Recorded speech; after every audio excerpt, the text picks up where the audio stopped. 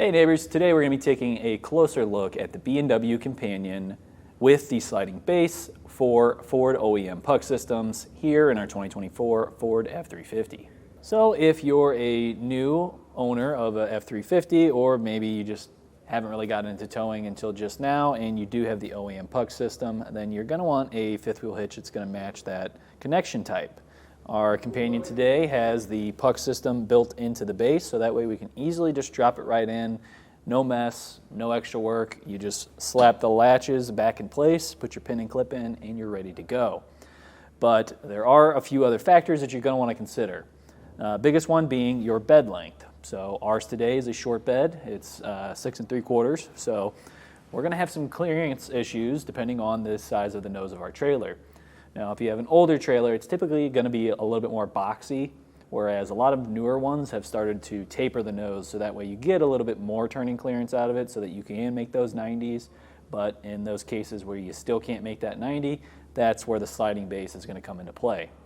This is going to allow you to slide back your hitch so that your connection point is going to be 12 inches further back, so that way when you go to make that turn, the nose of the trailer isn't going to contact the cab.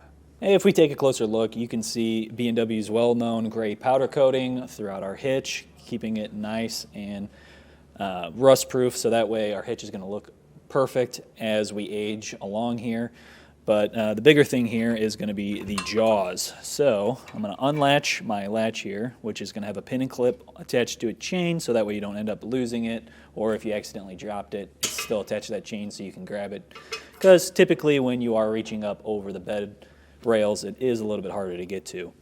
But back to the hitch head here. So we have a dual jaw setup, and this has a 360-degree contact point. So when we have our kingpin, which I have a little example of here, we pop open our latch. As the trailer comes back, it will lock into place and give us a 360-degree wraparound of our kingpin for a nice secure fit. Now these are also 1 inch thick, so that's going to give you that nice security, so that way you don't have to worry about this ever busting through here like you might with some of the other models out on the market.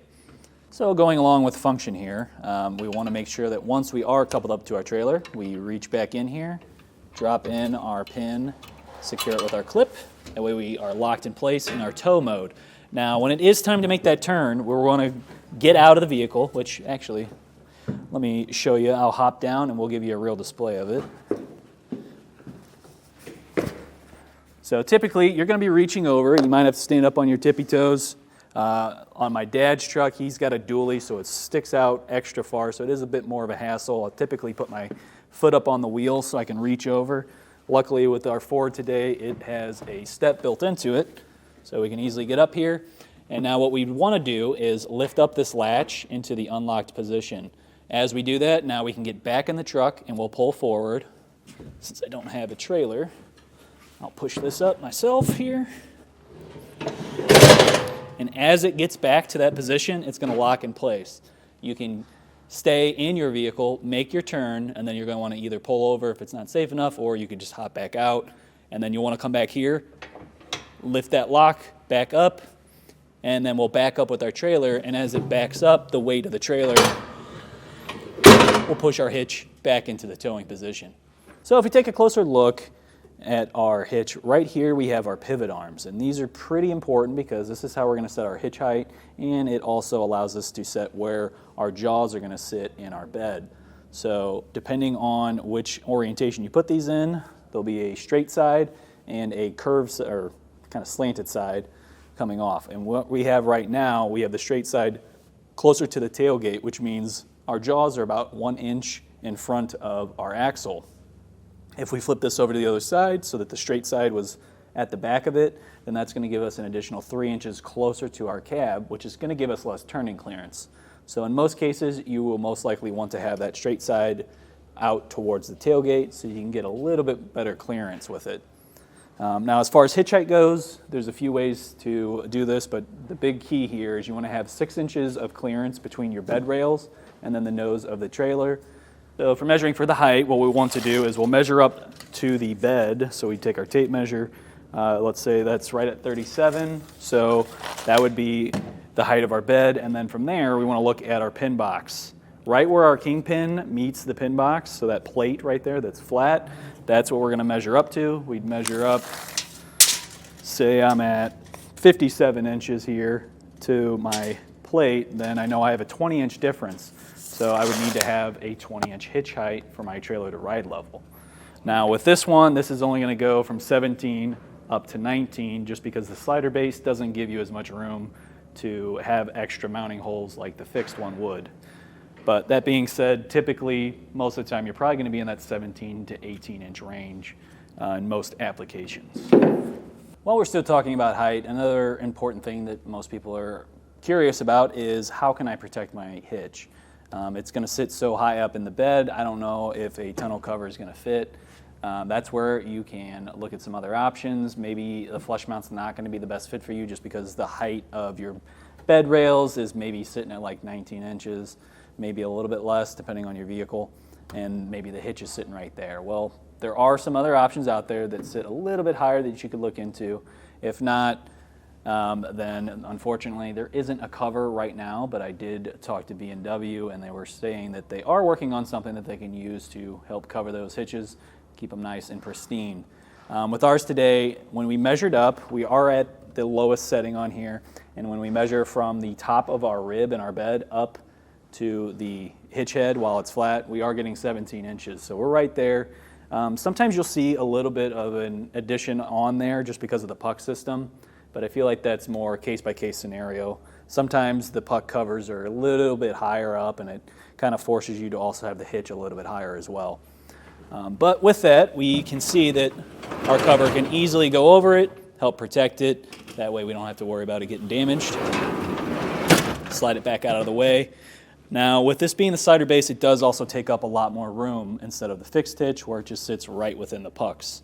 So with our 6 3/4 bed, from the cab up, we're looking at right around 22 3/4 inches of room. And then from the bed back to the front here, or the tailgate side, sorry, that's looking at right around 27.5 inches. So you will still be able to have a little bit of storage room in here, maybe put your firewood, a couple of bags, something like that up in front of the hitch. I probably wouldn't really put too much closer to the tailgate side just because you don't want to have any interference that could potentially bind up with the pin box and the hitch there.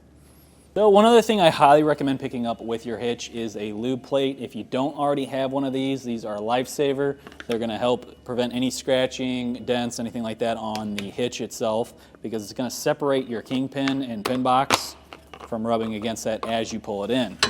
So if we pull that up, now that's locked into place and there's no grease mess on here. I'm not having to wipe stuff off. I'm not getting built up debris on here because typically there's going to be a lot of rocks or little sand and that's going to get up in here. We don't want that on our hitch head because then now that's going to probably get into the jaws. So using a lube plate just keeps everything nice and clean. In terms of capacity, this hitch is going to give you 20,000 pounds of gross tow weight capacity, and that's your pulling weight that you can handle. And the vertical load limit, which is your pin weight, that downward pressure from the trailer pressing on the hitch is going to be 5,000 pounds. Now that being said, that doesn't mean your vehicle can handle that. So you will want to make sure that you double check with your owner's manual, figure out what your capacities are for your vehicle, and make sure that you go with whichever is the lowest so that everything is nice and in working order.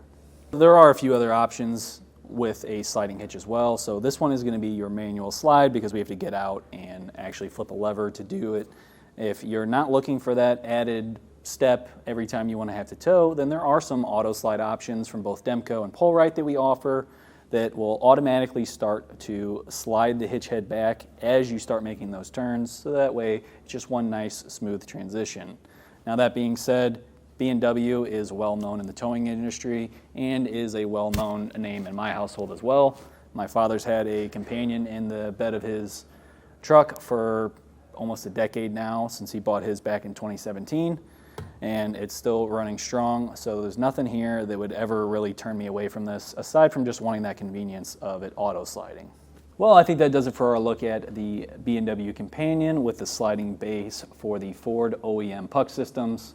My name's Kevin, and if you're still looking for the right hitch for your setup, please feel free to reach out to us via our Ask the Experts link a comment on this video or a phone call to our customer service department, and we'd be happy to help you out on your journey.